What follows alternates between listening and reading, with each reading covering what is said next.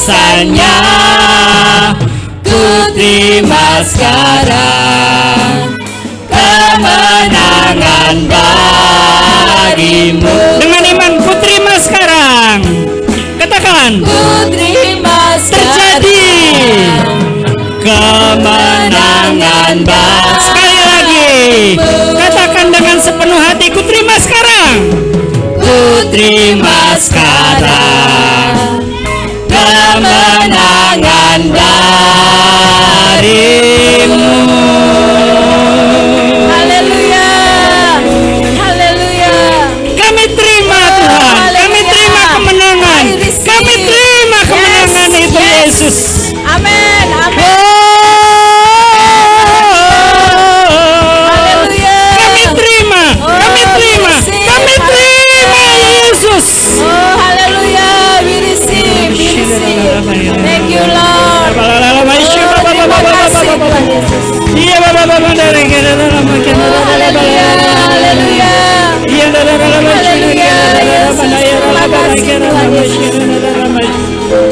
Terima kasih Yesus.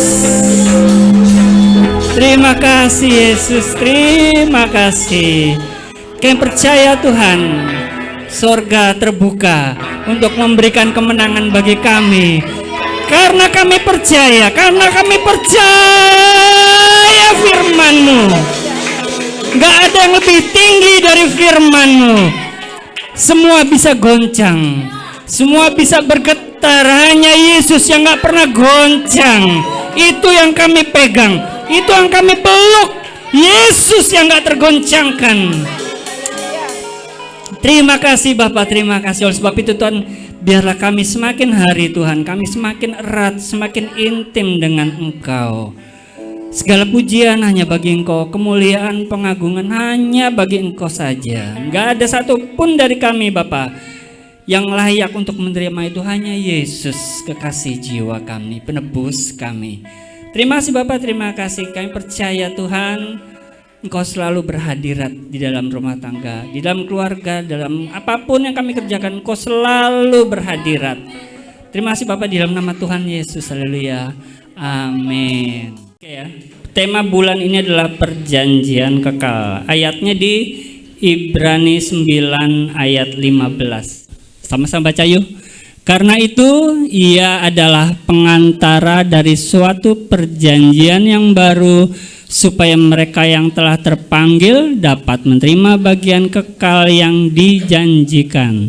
Sebab ia telah mati untuk menebus pelanggaran-pelanggaran yang telah dilakukan selama perjanjian pertama. Perjanjian Tuhan buat kita itu, perjanjian kekalnya apa sih?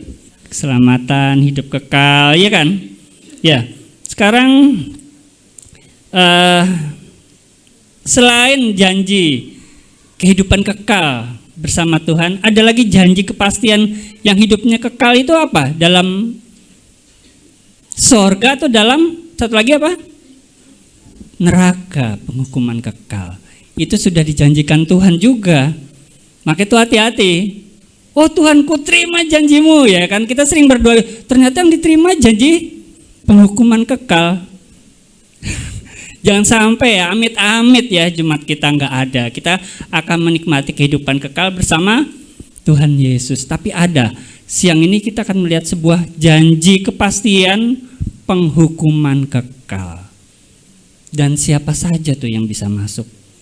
Ya, kita ini, saya nggak mau nakut-nakutin, tapi biarlah apa yang kita akan bahas siang ini ya, itu bisa menjadi peringatan buat kita.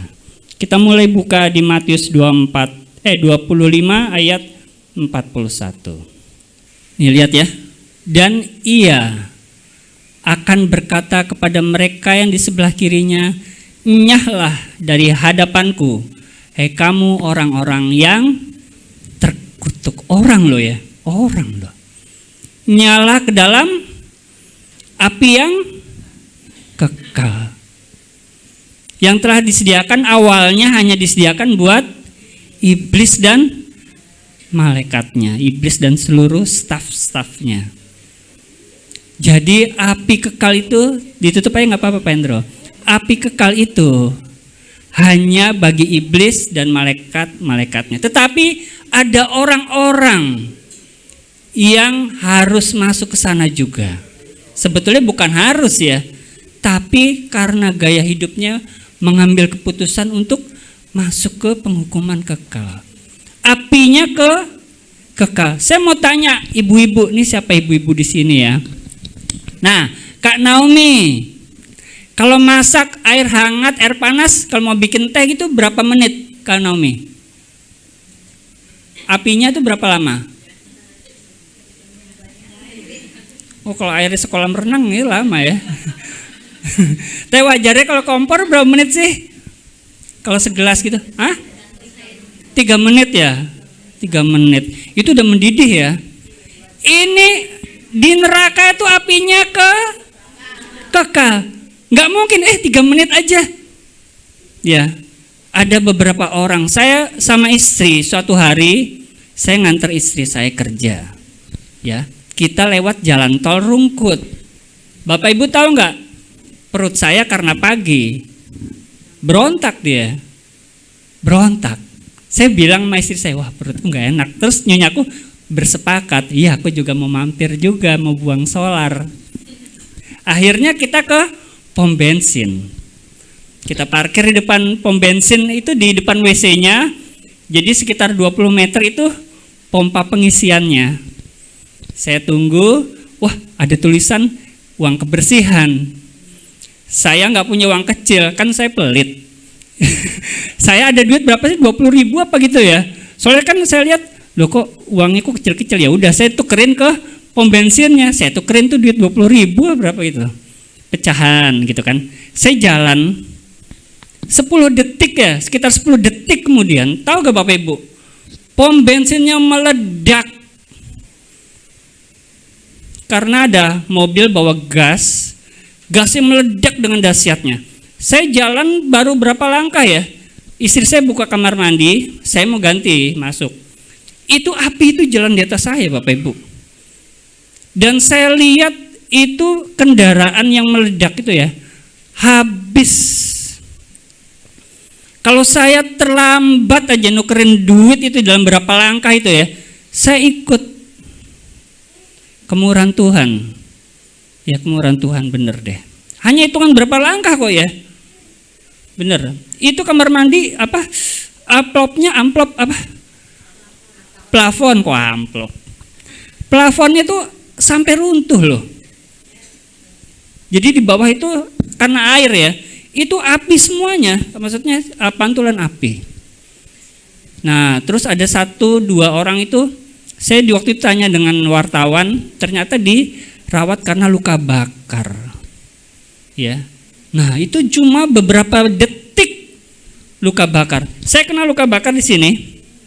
Tapi bukan luka bakar, karena apinya itu nyemprot mobil kita. Ya. Saya buka, karena cepat-cepat saya buka pintu. Ini kulit saya nempel di bodi mobil. Itu cuma nggak sampai semenit ya kebakar, nggak sampai semenit, nggak sampai 60 detik. Karena panasnya itu, ini kulit saya nempel di situ. Mungkin kalau kita nggak ambil mobilnya ikut kebakar bener itu. Itu sampai apa? Plastik lampu sennya itu penyok. Pastor Giri tahu ya? Nggak tahu, Rek. Kejem ya.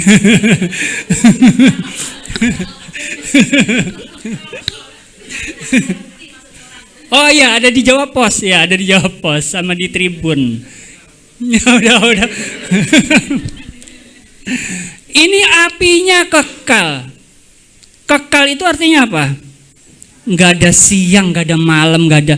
Kalau di Alkitab itu siang malam dalam arti bukan siang malam seperti kata-kata secara literally, bukan. Itu hanya penggambaran betapa tidak terhentinya waktu. Karena di sana tidak ada siang, tidak ada malam.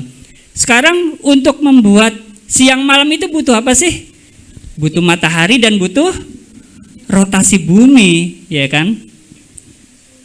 Ya, butuh matahari dan rotasi bumi supaya ada siang dan malam. Nanti sudah nggak ada bumi, sudah nggak ada matahari, alam semesta itu digulung, sudah lenyap. Artinya sudah tidak ada sistem waktu. Ya.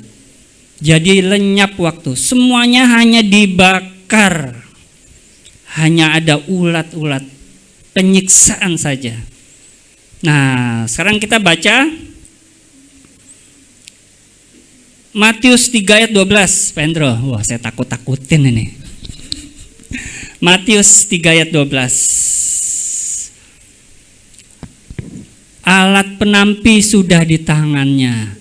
Ia akan membersihkan tempat pengirikannya dan mengumpulkan gandum-gandum di lumbung dan debu jerami dibakar di dalam api yang tak terpadamkan. Saya pernah lihat, mungkin Bapak Ibu pernah lihat ya, bagaimana tabung gas kalau melobos ya, dimatinnya kan pakai kain basah ya. Ini tidak terpadamkan. Nggak bisa dipadamkan. Ini udah janji loh ya, perjanjian. Tuhan udah bilang, ntar apinya itu nggak terpadamkan. Wah, betapa mengerikannya ya. Jadi kekal itu tanpa batas. Jangan sampai hidup kita yang terbatas. Di sini yang paling senior siapa ya? Bu Olivia tak berapa umurnya? 55, 45. Berapa? 65. Apa? 25. Kalau Bu Siama berapa? Maaf Bu. 60 Bu Siama ya. Wah, puji Tuhan, angka cantik ya, kalau buat nomor plat mobil cantik ya. Ya. Kalau Bu Rus? Kalau Pak, berapa Pak? Bapak berapa? Ya. 74. Nah, enggak ketok loh Pak katanya. Ketoknya berapa, Pastor Gary? Ya. Wah, 60 katanya. Oh, berarti masih bisa kerja lagi, Pak. Nah, ya. Jangan sampai hidup kita yang cuma berapa tahun, kan bisa dihitung tahun-tahunnya ya, merusak rencana Tuhan untuk kehidupan kekal kita. Paham Bapak Ibu ya? Kita nih hidup paling bisa aja, saya istri saya meninggal tiba-tiba, kan banyak ya orang lagi nyanyi di mimbar meninggal ya kan, lagi tiba-tiba meninggal, bisa. Hidup kita tuh terbatas banget. Jangan sampai hidup kita yang terbatas ini merusak yang tak terbatas di dalam api penghukuman kekal. Selanjutnya, apa yang membuat seseorang, ini serius ya, apa yang membuat seseorang itu bisa masuk ke dalam penghukuman kekal?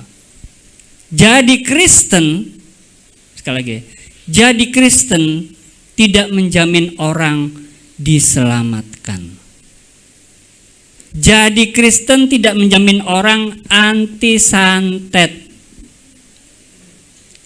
Hanya Yesus yang bisa menyelamatkan. Hanya Yesus yang bisa melindungi. Ya. Jangan gara-gara KTP ku Kristen, ya kan? Kristen Protestan, protes deh, tukang protes. Ya. Apapun agama kita, kebaikan diri nggak bisa menyelamatkan. Hanya Yesus. Hanya siapa?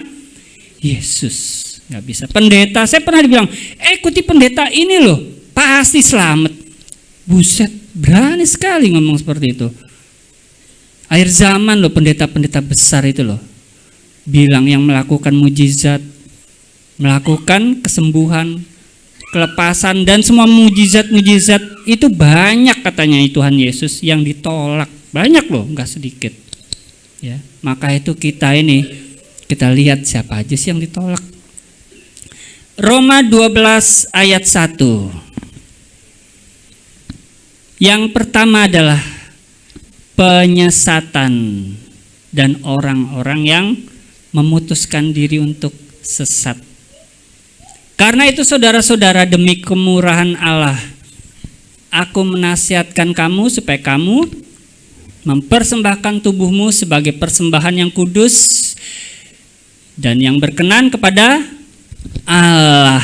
Itu adalah ibadah yang sejati. Fokus ibadah kita, fokus penyembahan kita, fokus pelayanan, fokus mendoakan orang atau apapun aktivitas kita, hanya Allah, hanya Tuhan Yesus. Hanya siapa Bapak Ibu? Ketika fokus kita dalam kita mempersembahkan diri kita itu tidak kepada Yesus, melenceng, itu sudah sesat. Paham Bapak Ibu ya? Wah, aku mau ibadah karena di gereja itu ada subsidi untuk uang jemaat. Aku harus rajin di sana. Nah, itu sudah melenceng. Sudah sesat. Paham Bapak Ibu ya? Hanya Yesus. Oh, aku mau ibadah ke sana, kenapa? Ada pendeta itu loh. Sudah melenceng. Sudah sesat. Saya mau kita semuanya kita hanya Yesus. Di sini nggak ada Pastor Samuel, Pastor Benny, Pastor Gary. Oh ya, minggu depan kita akan mengundang Tuhan Yesus. Nah itu loh, ya. Waduh, PK-nya berapa ya? Kita undang Tuhan Yesus ya. Hanya Tuhan Yesus. Ya Bapak Ibu ya, jangan melenceng. Oh, aku mau ibadah ke sana, ya. Karena lebih mewah tempatnya. Loh, jangan. Aku mau ibadah ke sana karena layarnya layar LED. Wih, Anda nonton TV aja di rumah ya. Anda ibadah pelayanan hanya Yesus. Ya Bapak Ibu ya. Ya. Jangan uang. Oh, aku mau jadi pelayan karena apa? Aku suka nyanyi. Nah, jangan.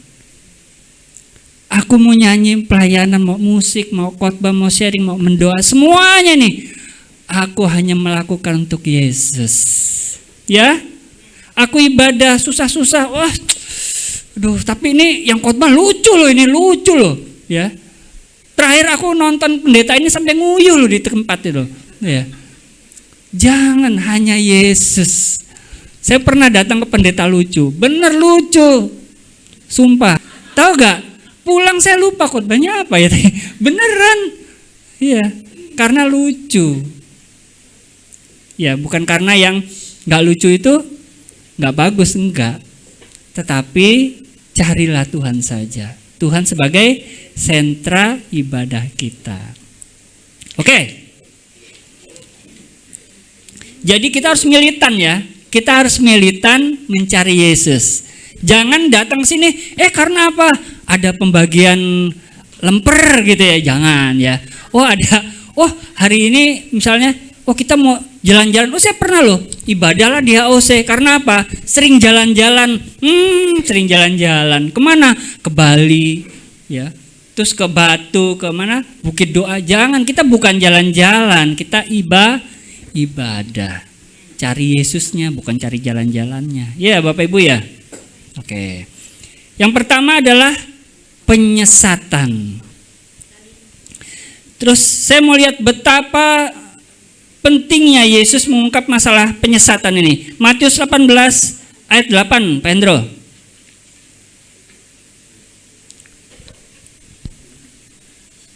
Matius 18 ayat 8. Jika tanganmu atau kakimu, di sini siapa? Maaf, ada yang disabilitas gak? Gak ada ya? Ya. Jika tanganmu, ya, angkat tangan kanan kita. Nah, aduh puji Tuhan. Yang kiri mana? Wah, puji Tuhan. Kakinya coba digerak-gerakkan. Nah, berarti kita semuanya punya tangan dan punya kaki. Jika tangan atau kakimu menyesatkan engkau, penggalah. Terus disuruh apa? Buanglah ke tempat sampah. Kejem gak?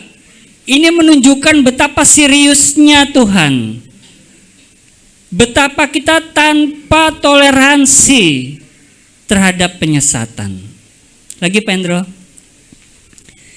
Karena lebih baik bagimu masuk ke dalam kehidupan kekal dengan disabilitas, dengan cacat, tanpa tangan, kudung, timpang, daripada tubuh kita utuh tetapi kita dicampakkan ke dalam api. Paham Bapak Ibu ya? Ini menunjukkan betapa kita harus militan. Kita sering kita disesatkan oleh anggota tubuh kita juga. Dengan apa? Otak. Wes, ojo berdoa di tempat umum kalau lagi maem. Isin. Nah, itu otak kita menyesatkan kita. Nah, itu sudah menyesatkan. Hati-hati. Awakku pegel-pegel nih minggu ini. Aturan ibadah nih di AUC nih. Wes lah istirahat, sesok masih iso. Nah, itu otak kita menyesatkan. Kalau misalkan diterapkan di ayat ini, maka harus otaknya harus ke tempat ya, ntar saya lihat di warung nasi Padang, wih, ono otak. Otak Pak, otak sama sambel ya Pak, gitu ya. Artinya apa? Doktrin, dogma yang tidak kudus. Ya. Pemikiran-pemikiran yang tidak sesuai dengan firman Tuhan, buang. Ya Bapak Ibu ya. Nah, tangan yang suka mencuri, tangan yang suka berbuat jahat, kaki yang suka berjalan ke tempat-tempat yang nggak benar. Ya, ini kaki mau ibadah di AOC atau mau ke Udah kendaraannya udah sampai AOC, udah deket-deket, terus kepijet kelewatan. Ya. Nggak iso pijet ya. Oke, itu kita harus militan di dalam menghadapi penyesatan. Paham Bapak Ibu ya? Kalau ada godaan, ojo pelayanan. Wah, gitu ya. Waduh. Nah, itu artinya harus dibuang otaknya.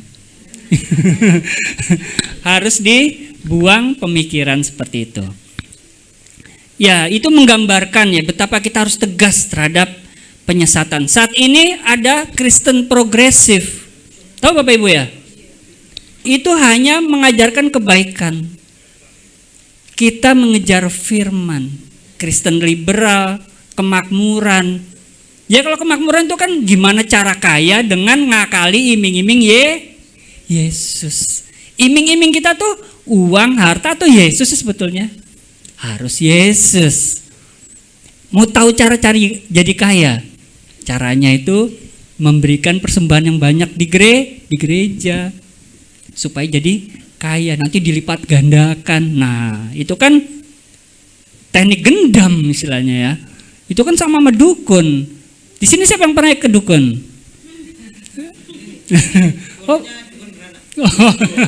Bukan dukun.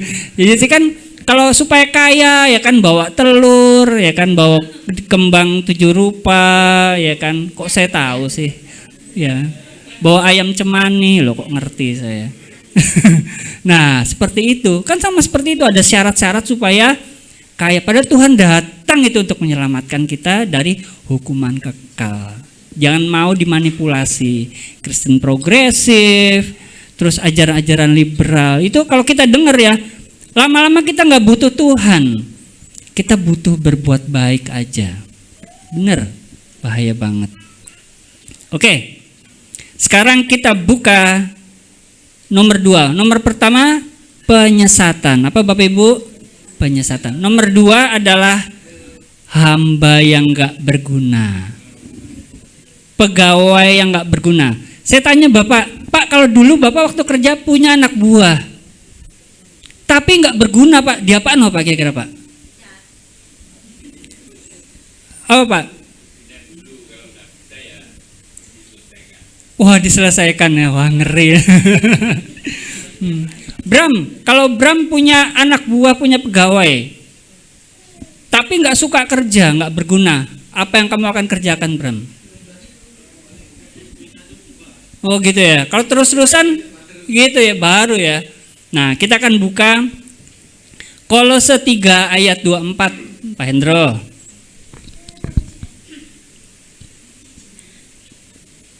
Kolose 3 ayat 24. Kamu tahu bahwa dari Tuhanlah kamu menerima bagian yang ditentukan bagimu sebagai upah Kristus.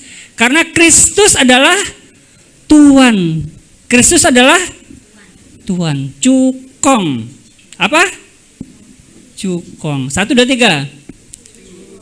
Ya, Yesus tuh lopannya. Yesus tuh bos kita.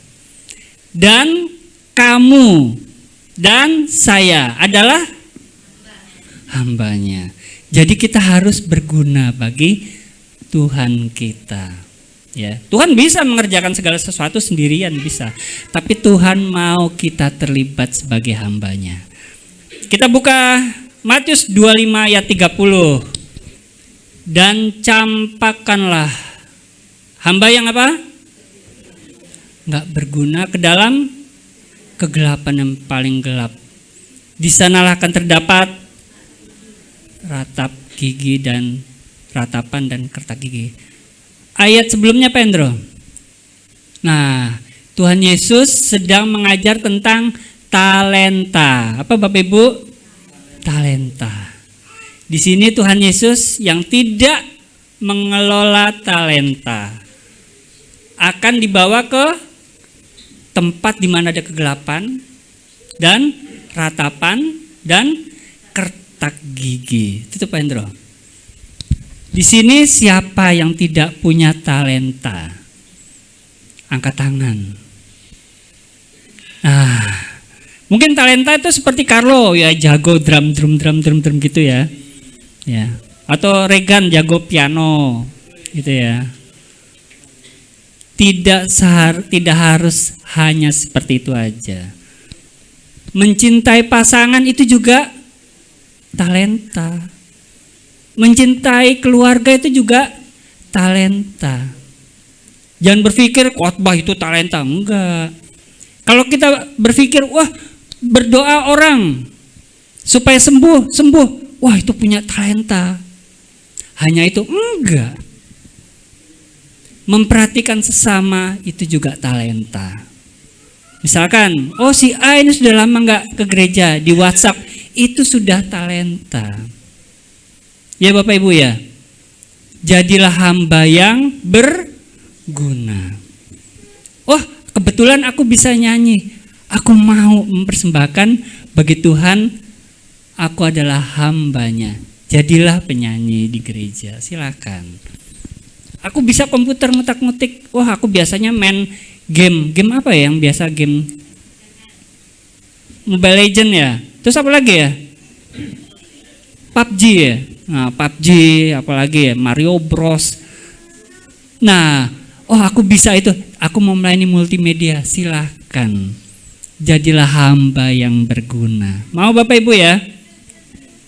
Pertama, penyesatan. Kedua, hamba yang tidak berguna.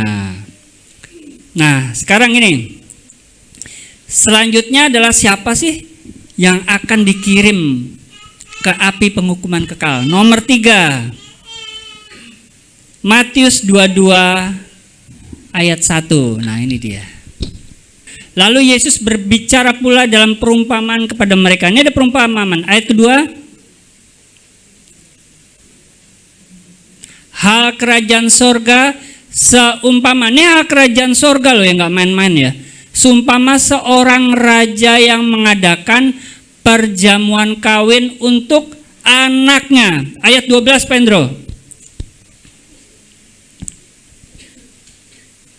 Ia berkata kepada seseorang yang tidak pakai baju pesta, si raja ini.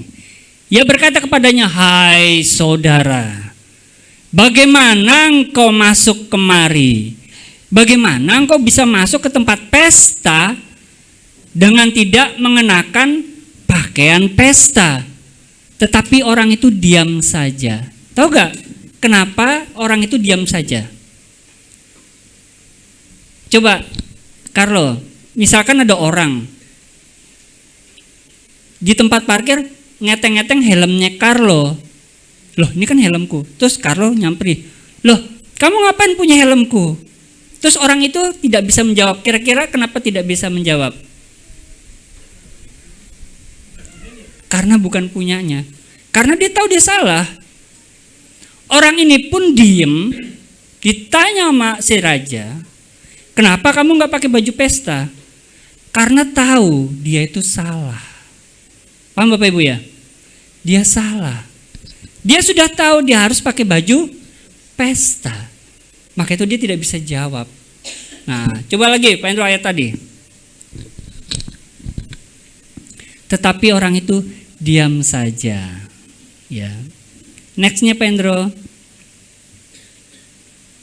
Lalu kata raja itu kepada hamba-hambanya, ikatlah kaki dan tangannya dan campakkanlah orang itu ke dalam kegelapan yang paling gelap. Di sana akan terdapat ratapan dan kertak gigi. Sebetulnya masalah pakaian itu tidak dijelaskan oleh Yesus di sini. Sebetulnya orang itu tidak pakai baju. Itu bukan masalah pakaian fisik kita ini, bukan. Tetapi itu adalah sikap hati dalam ikut pesta. Semua anak-anak Tuhan, sejak dalam dunia, sejak kita menerima Tuhan Yesus, kita pasti di dalam nama Tuhan Yesus seharusnya hidup di dalam suasana pesta. Percaya Bapak Ibu? Di sini siapa yang hidupnya tidak di dalam suasana pesta? Coba angkat tangan. Suasana pesta itu nggak berarti duit kita banyak di kantong, rekening kita 271 triliun, ya, nggak seperti itu. Wah, ke gereja naik pesawat jet, wah landingnya di mana ya? Ya, nggak berbicara seperti itu. Berpakaian pesta itu adalah sikap hati. Apa Bapak Ibu? Sikap hati. Bahwa kita berada di hadapan Sang Raja Agung. Setiap jam, setiap saat, di mana saja kita berada. Kita harus memiliki sikap hati yang tepat bagi Kristus. Coba kita buka Wahyu 19 ayat 8. Wahyu 19 ayat 8. Wahyu ini cewek apa cowok ya? Bisa cewek, bisa cowok ya. Dan kepadanya dikaruniakan supaya memakai kain lenan halus. Ini adalah penggambaran dari baju pesta. Ya Bapak Ibu ya. Kain lenan halus yang berkilau-kilau dan yang putih bersih. Ada notes dalam bahasa Yunani aslinya. Apa? Lenan halus itu adalah 1, 2, 3. Pakaian itu adalah perbuatan orang-orang kudus. Saya percaya Tuhan sudah menguduskan kita melalui firman-Nya. Lakukanlah perbuatan-perbuatan yang mencerminkan orang kudus. Mau Bapak Ibu? Contohnya apa? Ya nggak mencuri, ya kan? Nggak berkata-kata kotor. Di sini yang biasa kata-kata kotor siapa di sini? Hah? Anak-anak ini? Ya. Lagi main game ini biasanya berbahasa roh jahat apa roh kudus? Biasa roh jahat. Ya. Kita mulai berkata-kata kudus. Ya. Pergaulan yang kudus, perilaku yang kudus, jalan ke tempat-tempat yang benar. Paham Bapak Ibu ya? Jangan menggosip. Iya Bapak Ibu ya. Terus apa lagi ya? Jangan mencelakai orang.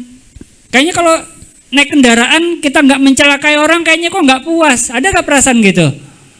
Lagi naik motor nih, saya pernah. Ya. Hujan-hujan. Lagi hujan-hujan. Tiba-tiba di balap sepeda motor, serot, rodanya nyipratin air. Airnya apa? Saya kejar di dalam nama Tuhan Yesus. Saya balap lagi, saya cipratin lagi, ya. Nah, mencelakai orang nggak boleh, ya. Karena itu seperti orang yang tidak memakai pakaian pesta. Nomor 1, penyesatan. Yang nomor 2 apa?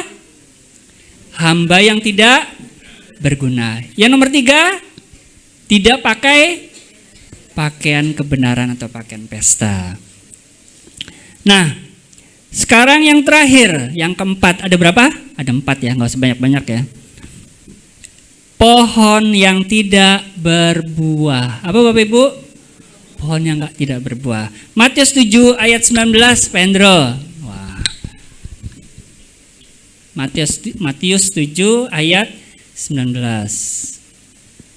Dan setiap pohon yang tidak menghasilkan buah yang baik. Ya, kita bisa berbuah tapi berbuah yang buruk bisa. Anak udah dibesarin, udah disekolahin, udah dididik. Akhirnya apa? Membangkang. Akhirnya apa? Memberontak. Ya. Ini udah diuntungin keluarga kita, sudah dibantu, tapi apa? Mengkhianati. Nah, pernah gak? Bapak Ibu pernah dibantu orang gak? Nah, kan gak semua, kan semua kita pasti pernah dibantu orang ya. Udah dibantu, malah kita berbuat jahat sama yang dibantu, gak boleh. Ya, berikanlah buah-buah yang baik buat keluarga, buat teman-teman gereja, buat teman kuliah, teman kampus. Berilah buah yang baik. Ayat tadi Pak Hendro. Kalau tidak menghasilkan buah yang baik atau tidak berbuah sama sekali, pasti apa nggak pasti? Pas? 1, 2, 3. Pas? Pasti. Ditebang dan dibuang ke dalam api. Sekarang ya, buah yang baik itu pasti buah rohani kita ya kan, dilihat ya, buah rohani kita.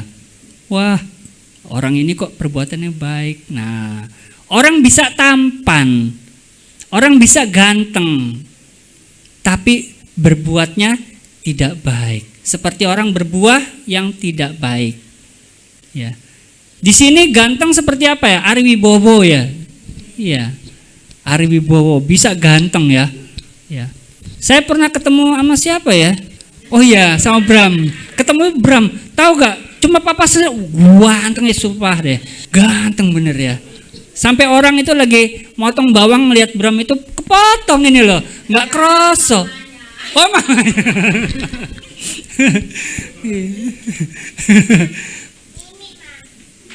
Nah akhirnya kita lihat buah-buah roh. Galatia 5 ayat 22, Pak Hendro. Cepet aja Pak Hendro. Tetapi buah roh ialah apa?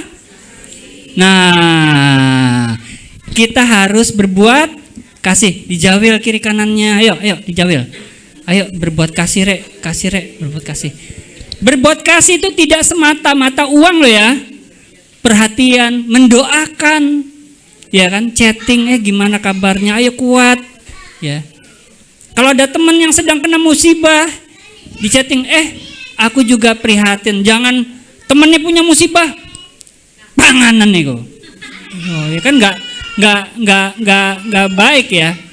Bukan buah-buah roh. Nomor 2 apa? Sukacita. Di sini siapa? Coba dilihat aja. Ada yang nggak senyum nggak? Coba dilihat. Wah, kalau dilirik aja senyum, kalau nggak dilirik lah nggak senyum. Tapi bersyukur ya gereja kita tuh penuh sukacita ya Bapak Ibu ya. Ketiga, damai sejahtera kalau banyak uang. Benar gak? Iya. Haleluya. Ya, damai sejahtera di segala suasana. Amin Bapak Ibu. Tenang, damai sejahtera, ya kan?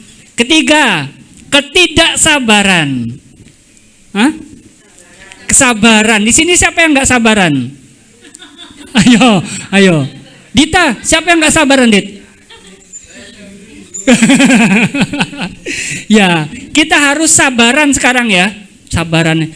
Lagi lampu merah ini loh ya. Kita di belakang motor ini kan, merah. Ijo, langsung yang keluar apa Bu? Tot. Loh, baru gini aja baru ijo tot. Loh, orang kan punya waktu untuk bereaksi otak kan ya. Ngelihat lampu, otak mikir, apalagi masih Intel yang lama, lemot. Ijo, ya masukin kunci, kan baru jalan nih. Ijo, tet. Wah, saya lihat di sini tidak ada yang tidak seperti itu.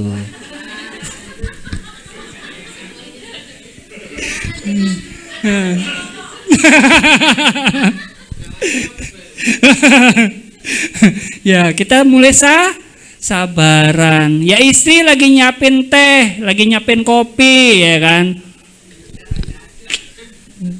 Gitu kan, nggak sabaran ya kan?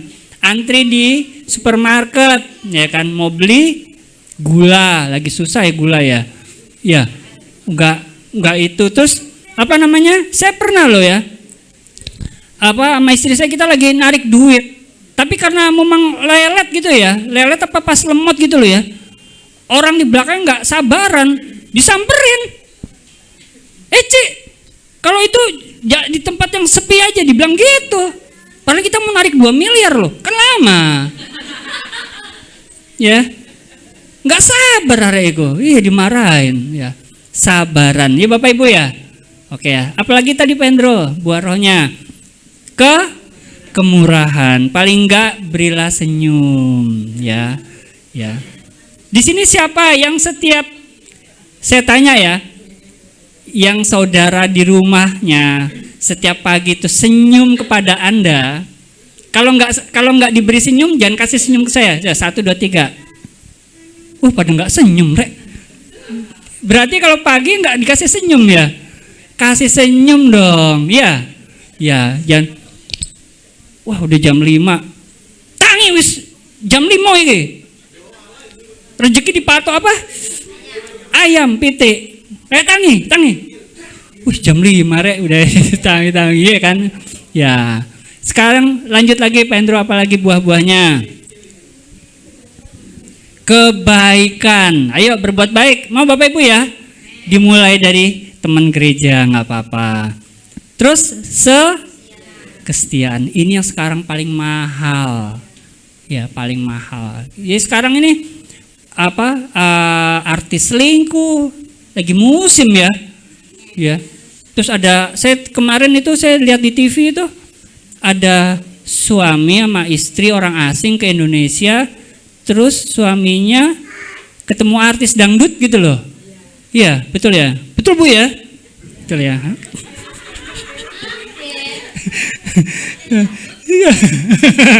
Nah, akhirnya anaknya itu diambil ya Bu. Iya Bu Tata ya? Iya diambil. Waduh sakno Rek ya. Kesetiaan itu jarang sekarang. Ya. Besok kamu tak jemput ya untuk ibadah di AOC. Ya oke. Jam berapa? 9:30 tak jemput. Oke. Ditunggu-tunggu di rumah mana nih? Ternyata nggak jadi, nggak setia sama janji, ya kan ya. Udah pakai jas Rek. Nah, mari kita setia. Jadi kesetiaan itu mahal. Orang bisa kaya, orang bisa punya tambang timah, tapi rumah tangganya tidak bahagia karena nggak setia. Bisa nggak? Bisa. Maka itu ini adalah buah roh. Ya. Selanjutnya lagi Pendro, kelemah lembutan. Di sini siapa yang kasar? Ayo. Nungguin suaminya ngikat tali sepatu olahraga, kan banyak lubangnya ya. Kesuwen nih. Iya. Ya ini satu sampai suami itu gemeter gitu ya. Iya. Ya. Lemah lembut ya.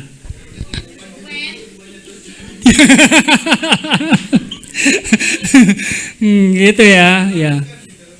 Iya, lagi jalan-jalan jalan-jalan healing kan ya, lagi healing. Cepetan lah. Ini sepatunya haknya tinggi gini. Ya, hati-hati dengan kelemah lembutan. Ayo, 1, 2, ngomong lemah lembut ya. 1, 2, 3. Tapi gini, ngomongnya lemah lembut toh. Ya, betul ya orang Surabaya gitu ya. Kalau menghimbau lemah lembut toh, ya. Lemah lembut toh. Apa? lemah lembut oh ya. Oh lemah lembuto ya. Oke ya. 1, 2, 3. Kurang sungguh-sungguh. 1, 2, 3. Nah, oke lemah lembut ya. Awas lu ya nanti kalau papa mamanya atau pasangannya nggak lemah, khotbah tadi lo lemah lembut, tak tempeleng, malah nggak lemah lembut, kasar guyonannya. Oke, next penguasaan diri. Kalau penguasaan diri itu apa nih? Pernah gak orang kita ngelihat orang marah-marah kayak kesetanan gitu, kayak puas itu ya, sampai jambak-jambak rambut sendiri. Pernah loh, rambut sendiri jambak-jambak karena marah. Pernah gak ngelihat orang marah sampai goset-goset kayak anak bayi gitu, kayak. Oh dulu pernah. Oh waktu kecil. Ya. Nah ya. Hati-hati. Tadi lagi Pak Endro. Udah jam 2 kurang ya. Tidak ada hukum yang menentang hal itu. Ya Bapak Ibu ya. Jadi milikilah buah-buah roh. Ojo guyut tok. Dilaksanakan rek. Ya, mau Bapak Ibu ya? Amin. Jadi nomor 1 yang dikirim ke api neraka. 1 apa? Penyesatan. Hati-hati. Misalkan otak kita ngajarin, gak usah ibadah, gak usah pelayanan, gak usah berbuat baik, gak usah mengasih. Buanglah otak kita ke tempat sampah. Yang nomor 2, hamba yang tidak berguna. Yang nomor 3, tidak pakai pakaian pesta atau perbuatan benar ya, perbuatan firman Tuhan. Yang terakhir apa? Pohon yang tidak berbuah. Terimalah di dalam nama Tuhan Yesus. Saya percaya hati kita semuanya adalah tanah yang subur. Biarlah tanah yang subur ini diberi bibit firman. Jangan diberi bibit gosip, bibit kejahatan, bibit ide-ide jahat, kekhawatiran, ketakutan. Karena itu yang akan tumbuh. Paham Bapak Ibu ya? Biarlah firman Tuhan. Sekarang seberapa indah sih sorga itu? Coba saya tanya Regan. Sorga menurut kamu seindah apa?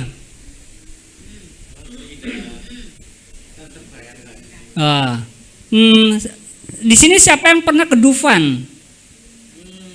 Pernah. Keren nggak Dufan itu? Keren. Di sini siapa yang pernah lihat atau pernah pergi ke Disney World? Ya. Ya. Atau mungkin mau menikah di Disney ya? Ya. Nah gini ya, kan itu tempat-tempat yang indah ya, tempat-tempat healing ya. Kalau kita ke Batu, ke Jurassic Park, ke Bali, itu kan indah ya. Katanya tuh heaven on earth ya, Bali. Wah kayak indah. Sekarang di sini siapa yang pernah diceritain temennya, ya, diceritain, di tempat wisata di Malaysia di Genting itu bagus banget. Siapa di sini? Misalkan, Bali itu bagus, Danau Toba itu bagus. Siapa yang pernah diceritain teman-temannya seperti itu? Pernah kan? Apik kon, Maluku kon, ya. Atau di Raja Ampat bagus kon, ya kan ya. Nah, semua itu apa bisa dibandingkan dengan sorga ya?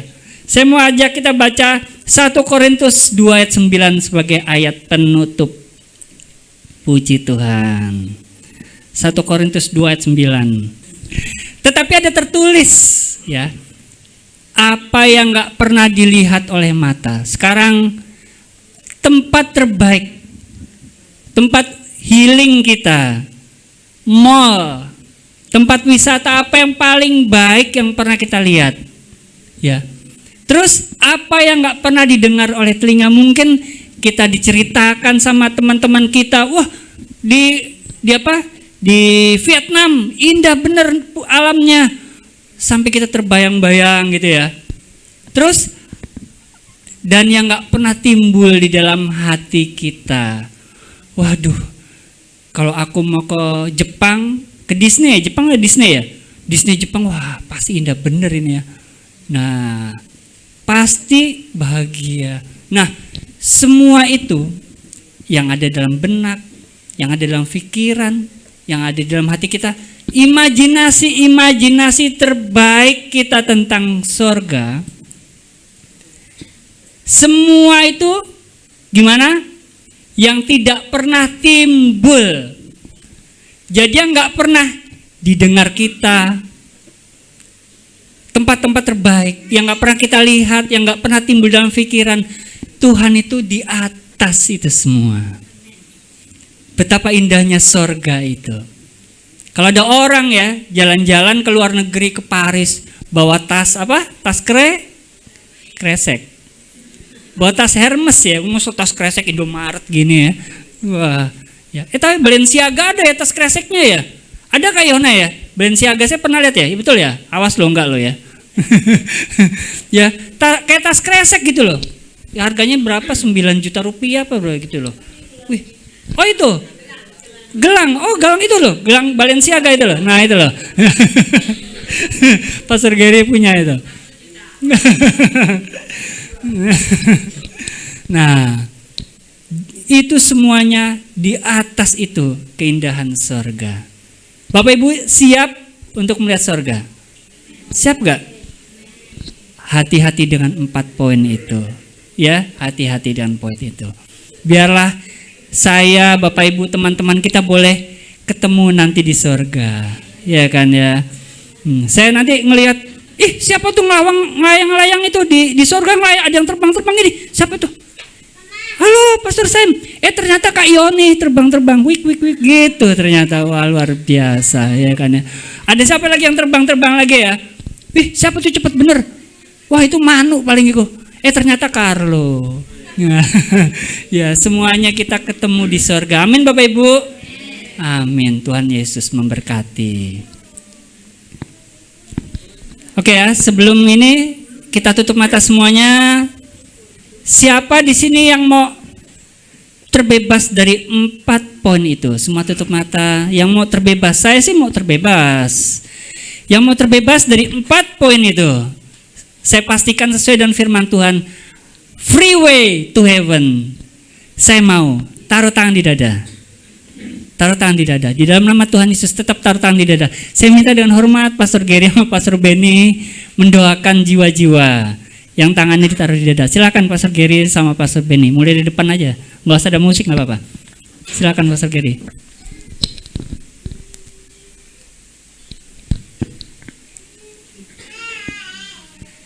Akan didoakan ya, pengurapan nggak apa-apa ya. Nah ini.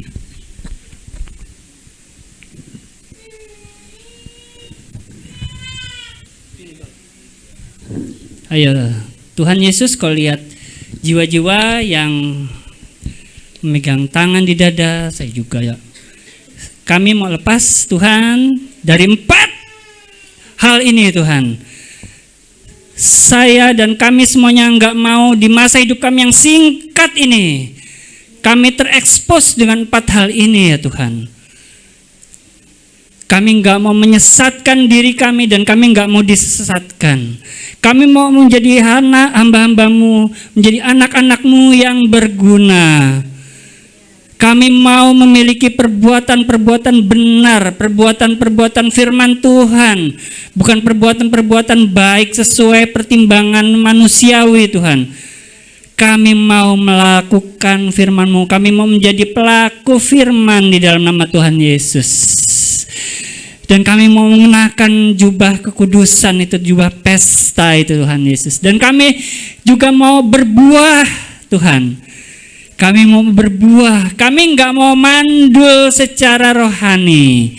Kami mau berbuah yang lebat, berbuah perbuatan-perbuatan baik, perbuatan kasih, buah-buah Roh Kudus. Terima kasih Tuhan Yesus. Terima kasih. Biarlah Tuhan Kau lihat tangan-tangan kami yang sudah kami taruh di dada ini Tuhan. Ini merupakan sebuah komitmen kami Tuhan untuk berjumpa dengan Kau di sorga nanti. Terima kasih Tuhan Yesus. Kami mau siap untuk menerima tubuh dan darah-Mu sebagai materai kami akan firman-Mu. Di dalam nama Tuhan Yesus, haleluya, amin.